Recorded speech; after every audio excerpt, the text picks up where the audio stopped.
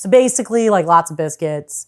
I want to hear real excited, like, Biscuit Bonanza! Biscuit Bonanza! Biscuit Bonanza! Biscuit Bonanza! A bonanza of biscuits. Now entering the Biscuit Bonanza. There, that's it.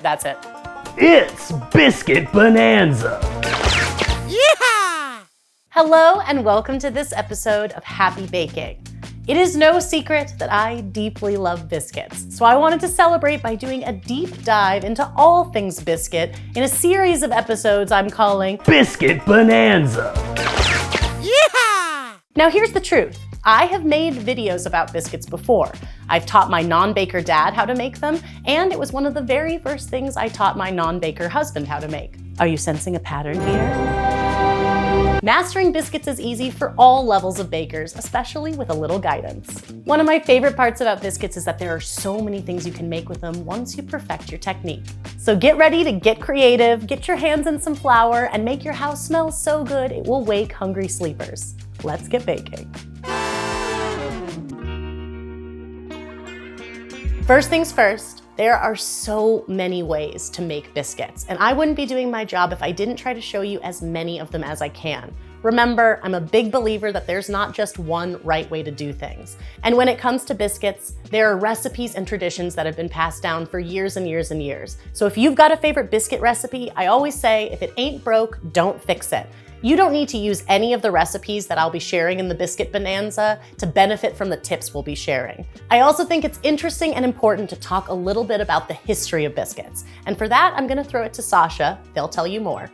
Thanks, Erin. I am super happy to be here. My name is Sasha, and I recently graduated from NYU's undergraduate food studies program, and I am super excited to tell you a brief history of biscuits. I have fond memories watching my mom pop refrigerated biscuit dough into the oven and going to my favorite local bakery for a creative spin on an American classic. But let's rewind a little bit. What does the word biscuit even mean? Depending on where you are in the world, we might not even be thinking of the same treat.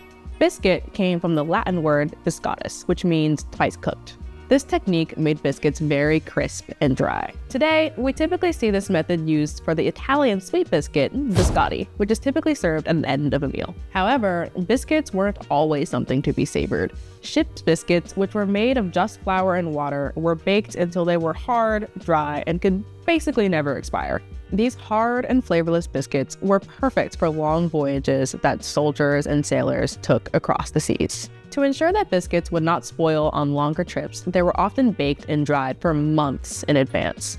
Hardtack, which is baked 4 times instead of the traditional 2, was so hard and dry to eat that it often had to be dipped in coffee or brine in order to soften it. Biscuits found their way to America through these long voyages. But early settlers still continued to make ship's biscuits because they were so easy and flour and water were typically on hand. However, as southern colonists got access to flour, lard, and buttermilk, biscuits became something a lot more tasty and something that a lot of us would recognize today. They were loved so much that a faster method was born, the cat head biscuit. The name is quite literal, as the biscuits were typically the size of a cat's head. And for those of you who are like me and don't have a cat at home to measure, let's imagine about like yay big, roughly.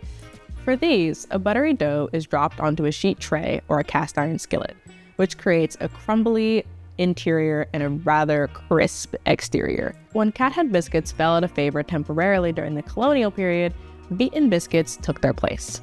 Beaten biscuits became more popular because of their thin, cracker-like texture and slight rise. The dough was often beaten for an hour either with a mallet or a rolling pin. This tedious task was left for enslaved women to complete. But when enslaved labor was no longer available and the price of flour skyrocketed, biscuits altogether became a lot less common on southern dinner tables.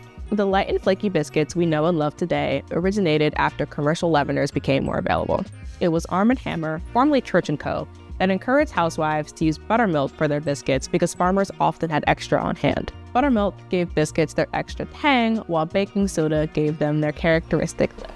Biscuits became even easier to make and equally as delicious when ready-to-bake biscuit mix became available. This mix had everything you needed to bake the perfect biscuit. It was invented in 1930 by a Pullman porter whose name we sadly do not know. Pullman porters were very stylish, dapper African-American men who worked on Pullman trains, which were basically hotels on wheels. Luckily for us, the innovation did not stop there. Refrigerated biscuit, though, very similar to the one my mom uses today, originated in 1931. And in 1970, biscuits became commercialized as they sprang up in fast food restaurants across the country. What do biscuits look like today? They're just as versatile as they were overseas, but tastier than sailors, soldiers, and settlers could ever imagine. Common biscuit additions are cheddar, assorted herbs, and honey, which all elevate the biscuit eating experience, in my opinion. My perfect biscuit from my local bakery, Palmer's Bakehouse in Maplewood, New Jersey, is garlicky, cheesy, and can put a Red Lobster biscuit to shame. Whether smothered in gravy or sliced up for the epic breakfast sandwich of your dreams, biscuits allow a baker's imagination to run wild. Thanks so much, Sasha. Now let's get baking. To understand how to make a great biscuit, you need to understand the cut-in method. Here's a primer. This method is named because you cut in or rub in the fat into the flour and other dry ingredients. This distribution of fat throughout the dough ultimately leads to its final texture: tender, flaky, and delicious. One of the keys for success with this method is that the fat and liquid are really cold when it's time to mix the dough, and that the dough itself is cold when it's time to bake. Using cold ingredients when mixing ensures that that fat is shingled evenly throughout the dough rather than being blended in. That's key to that final flaky texture. The size of the fat is also really important in the cut-in method. The cut-in method is also used to make things like flaky pie dough. And when I'm mixing pie dough, I tend to leave the fat in larger pieces, which leads to a lighter, flakier texture. But when I'm mixing biscuits, I typically mix the butter in a little bit more thoroughly, though this will ultimately depend on the exact method you're using. To mix your buttermilk biscuit dough, the first step is to whisk the dry ingredients together. I'll whisk together the all-purpose flour, the baking powder, and the fine sea salt. As I already mentioned, I prefer mixing this style of biscuit by hand, but if you happen to have particularly warm hands, you may want to use a pastry cutter. Remember, if it's especially hot or humid where you live, you can even chill the pastry cutter before you start, which will help keep the dough cooler while it's mixing. If you're thinking, I'm more of a food processor sort of baker, stay tuned. There's another episode of the Biscuit Bonanza. Yeah! Made just for you. After the dry ingredients are combined, it's time to add the cold cubed butter. Separate the cubes as you add them to the bowl, and then make sure that each cube is fully coated with flour before you begin mixing. Making sure that each piece of butter is fully coated in flour is super important. It sort of serves as a protective coating around each piece of fat, reducing the risk of it melting during mixing and ultimately providing the best texture after baking. I also talk about this in my favorite pie dough recipe video here on YouTube. But one of the things I like to do after each piece is coated in flour is I sort of move all of the fat to one side of the bowl. That way, as I'm working with it, I can put the fat that has already been cut in or rub in, I can put it on this other side and continue to coat it in flour there. This is sort of optional, it's just the way I like to do it, and I think it's worth talking about. Now it's time to cut in or rub in the fat. Press each cube of fat between your fingers and thumbs to create a large, flat shard. Continue to do this until all the pieces of butter have been squished or smashed. Then continue to work your hands or pastry cutter through the dough until the largest pieces of butter are about the size of peas. And there will also be some smaller pieces of butter that are more fully incorporated into the flour. As you work, continue to drop the pieces of fat into the flour and toss them well to coat. We want to keep re-upping that protective coating of starch around each piece of fat. Once you've cut in the fat to the desired level, it's time to add the liquid. Make a well in the center of the bowl. Add the liquid into the center of it. Mix with your hands or a silicone spatula until the dough starts to become hydrated. It'll sort of look like a shaggy mass of a dough. There should be no visible dry bits of flour, but the dough should also not look sticky or totally smooth. Once the dough is evenly mixed, form it into a rough rectangular shape, about 1 inch or 2.5 centimeters thick. Wrap the rectangle of dough tightly in plastic wrap or beeswax wrap and refrigerate it for 1 hour to allow the fat to firm back up and the gluten to relax. After this initial chill time, the dough is ready to be shaped and baked. But you know me, I can't resist adding a little extra flakiness into the mix. To do this, I add a little bit of faux lamination or folds into the dough. I'll pat or roll out the dough to about 1/2 inch, 1 centimeter thick, and folded in quarters. If you decide to add these optional folds, you'll need to wrap the dough again and refrigerate it for at least 1 hour or up to overnight before shaping and baking. When I think of the word biscuit, it's pretty much synonymous with the word buttermilk, but that's really only one of the liquids that you can use to help bind the dough. Nearly any dairy or even non-dairy alternatives can be used to help bind biscuit dough. Some of my favorites are sour cream, yogurt, or kefir. Check the variations written below the recipe for how to swap in any of these ingredients. My favorite way to shape this dough is to make really huge, towering biscuits. These are great for eating alone, making breakfast sandwiches, or slathering with gravy for one of my favorite breakfasts ever. To make big biscuits, we'll cut the dough into 10 even pieces when we're shaping. Now, I've had a lot of comments in the past about the bodacious size of my biscuits. So I feel compelled to remind you, you don't need to make them that big. You can cut biscuits into almost any size that you like, and smaller ones are really great, especially when you want to serve them alongside a meal or like dinner rolls. To make smaller biscuits from this recipe, when we're shaping, I'll cut the dough into 20 even pieces. Another technique you'll sometimes see in biscuit recipes is something I like to refer to as supported biscuits. Oftentimes when I bake my biscuit recipe, I bake them as individual biscuits, meaning I stagger them on the baking sheet, leaving space between each. This produces more of an outer crust on each biscuit. But supportive biscuits are a little bit different. When you're shaping the biscuits, you place them right next to each other on the baking sheet. As the biscuits bake, they sort of support each other on the sides as they rise. This can actually help the biscuits to rise taller, but it does increase the bake time slightly because there's less air circulation around each piece. Using the supportive biscuit method makes an overall softer biscuit because the sides don't have that crispier crust. You can use the supportive biscuit method with either larger or smaller biscuits, and you'll want to add about 10 to 15 minutes additional bake time. Once your biscuit dough is folded and well chilled, it's time to shape them. I like to cut my biscuit dough into either squares or rectangles because it means that there's no scraps during the shaping process. You can just roll out and cut the biscuits one time. On a lightly floured surface, first I need to get the biscuit dough to about 1 inch or 2.5 centimeters thick. You can do this with lightly floured hands, or you can use a rolling pin. While you work, try to keep the dough roughly rectangular in shape. When you want really flaky, towering dough, one of the ways to achieve this is just to start with the dough being thicker before you cut the biscuits. A lot of recipes might have you roll it out or pat it out thinner, but I find leaving it a little thicker leads to really impressive biscuits with lots of flaky layers. Once you get the dough to the desired thickness, use a bench knife or a sharp knife to cut the dough to the desired size. I like to finish my biscuits with a brush of egg wash, but you can also use a brushing of melted butter or cream if you prefer. The biscuits get baked until the surface and base are deeply golden brown and they have risen to tall, beautiful, flaky gloriousness.